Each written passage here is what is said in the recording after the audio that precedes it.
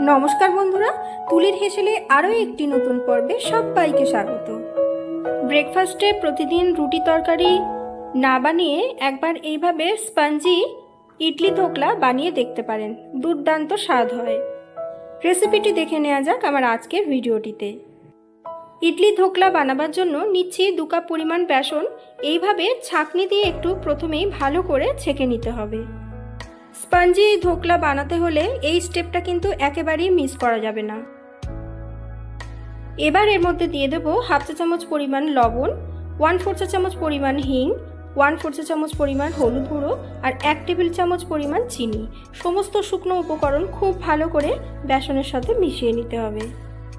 এবার half cup পরিমাণ জল নিয়েছি, জলটা অল্প অল্প পরিমাণ দেব এবং ব্যাটারটা তৈরি করে নেব।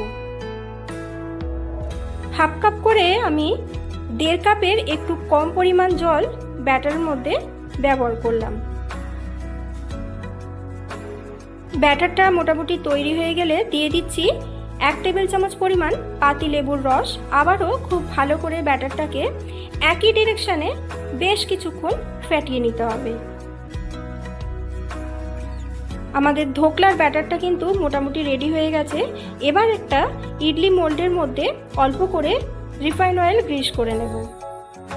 এবার ধোকলার ব্যাটারের মধ্যে হাফ চা চামচ পরিমাণ বেকিং সোডা, 1 চা চামচ পরিমাণ জল দিয়ে জেনারেট করে নিয়ে খুব ভালো করে বেশ কিছুক্ষণ ফেটিয়ে নিতে হবে।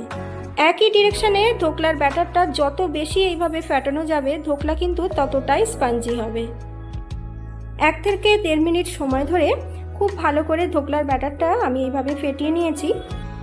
দেখে নিশ্চয়ই বুঝতে পারছেন আমাদের ব্যাটারটা কতটা ফ্লাপি হয়েছে। এবার ওই ব্যাটারটা অল্প পরিমাণ নিয়ে ইডলি মোল্ডের মধ্যে দিয়ে দেব। একইভাবে সমস্ত মোল্ডগুলো রেডি করে নিয়ে ইডলি স্ট্যান্ডটা এইভাবে রেডি করে নিতে হবে। ইডলি মেকারের মধ্যে আমি আগে থেকে একটু জল ফুটতে দিয়েছিলাম। এবার ওই স্ট্যান্ডটা রেখে দিয়ে 12 থেকে 15 মিনিটের জন্য স্টিম হতে দেব। 15 মিনিট পর একটা স্টিক দিয়ে দেখে নেব। স্টিকটা যদি ক্লিয়ার থাকে তাহলে বুঝতে হবে ধোকলা আমাদের পারফেক্টলি রেডি হয়ে গেছে। ধোকলাগুলো বাইরে বের করে নিয়ে এবার 1 মিনিট একটু ঠান্ডা হতে দেব। এবার গরম কড়াইতে দিয়ে দেব 2 টেবিল চামচ পরিমাণ রিফাইন অয়েল, হাফ চা চামচ পরিমাণ দিচ্ছি কালো সর্ষে,